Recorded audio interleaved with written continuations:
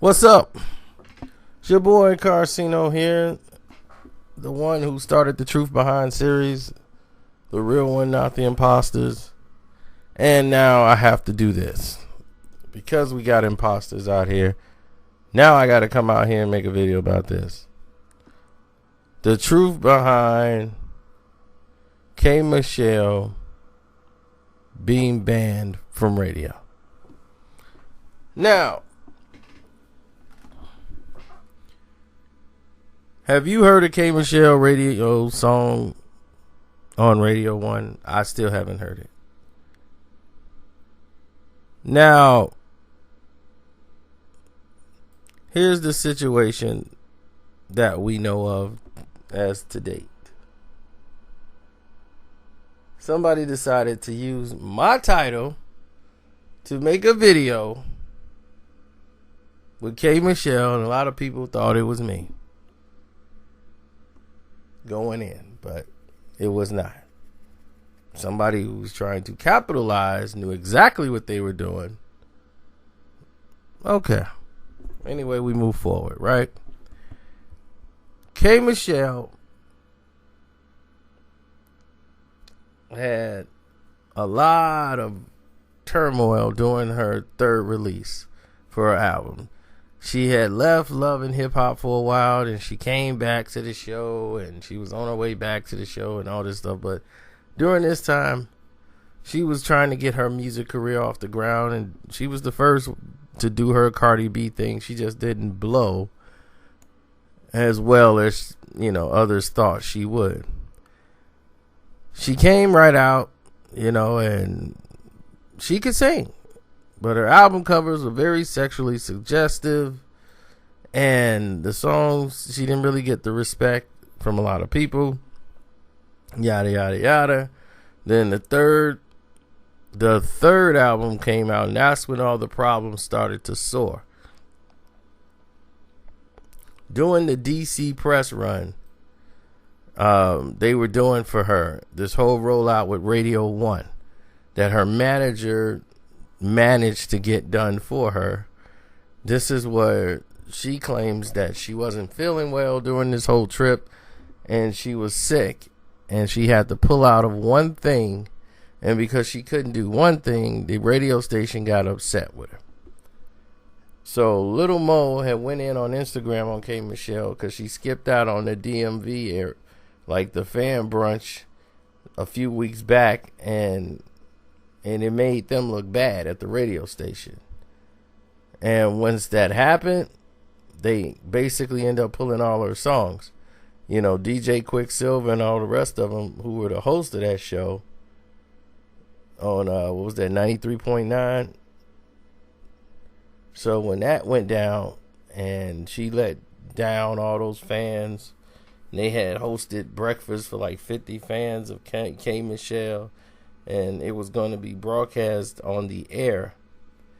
But because that event was scheduled to take place on April 1st, the co-hosts, Lil Mo and all of them, they gathered at the studio, and they thought it was an April Fool's prank when they were told that Love and Hip Hop star K. Michelle was not going to show up.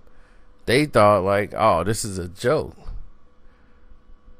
But her manager and the representatives for her told Radio 1 that she wanted to stay at the Ritz-Carlton Hotel in D.C. the night before the appearance. But because the property was sold out, she had to stay by in the nearby city of Baltimore, Maryland. So she would have to wake up early to make the drive all the way down an hour commute to Silver Spring, Maryland, where the radio studios are based. And she couldn't do that because she wanted to sleep. Her representative told that to the Radio 1 team.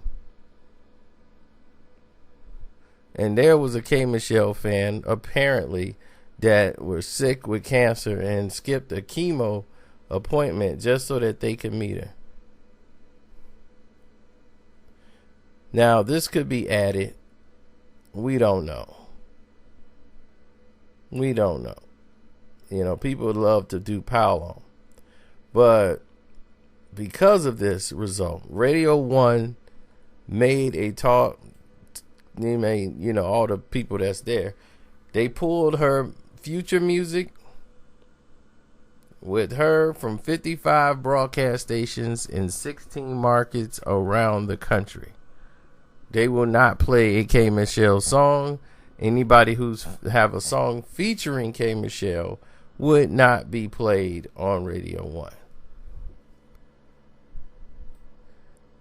Because they couldn't believe the request and what all they've done as far as the embarrassment that was done. Now, apparently there were more incidents that happened during this entire time, but it seems like this main incident was the one that broke the camel's back.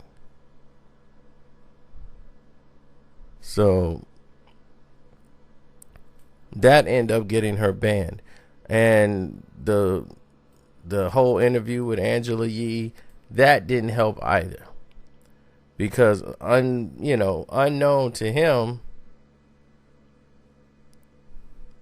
you know, it's not his fault, but unknown to him, the artist known as Uncle Murda, he's used to saying outlandish things and it just goes right by and nobody pays attention. They just laugh it off. Ha ha ha. You know, and that's that. But in reality, it's entirely different. Because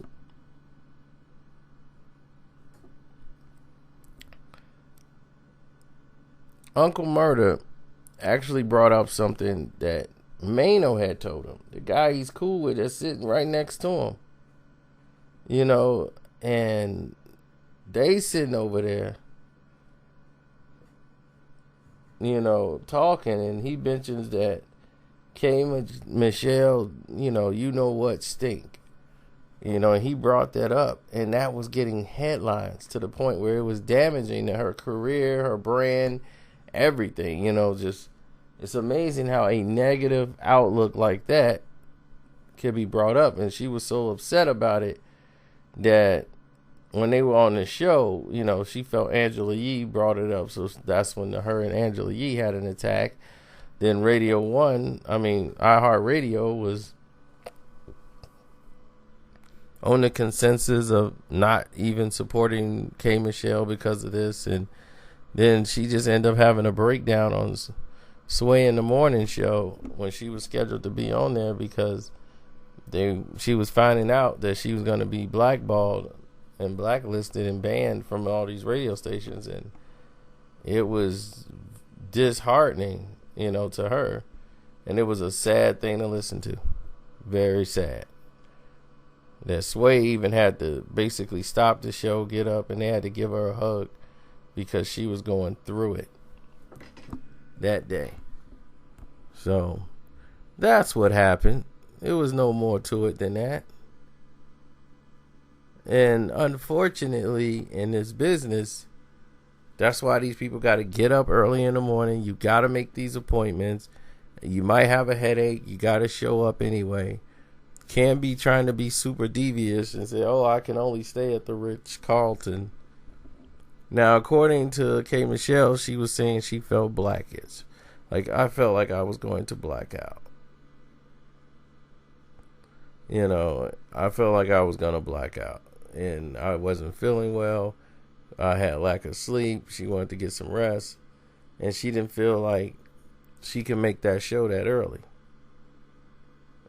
But she wanted to make sure she stayed at a 5-star hotel, you know, and all of these things when she was missing the point.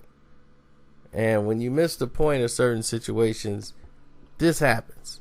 Uncle Murda learned from this situation too, because he learned, like, man, I can't be talking reckless like I normally talk. I gotta, now that I'm put on this platform now, I gotta kind of watch who I talk about and how I say it, you know. So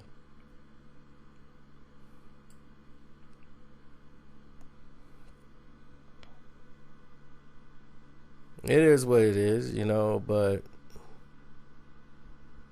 what you gonna do about it? All you could do is learn. And other artists coming up in the game, I understand what you got to go through. I understand you don't eat, you don't sleep. You got to do these press runs, and they want you to be alert and ready to go at 5 o'clock in the morning when your day don't normally start at 3 in the afternoon. I understand. I understand the pain. And they want you to be in such a good mood and ready to entertain, and you like, man, get out of my face. You just don't feel like doing it at the time. So I understood where she was coming from. But the radio station was, you got to understand, this was a set event. It wasn't, maybe they didn't explain to her how important the event was and what all was set up around the event, which I find is a rarity. And maybe she just had the wrong team around her. That happens. So, well, on that note, I'm out. And please, people, stop biting. Come up with your own titles.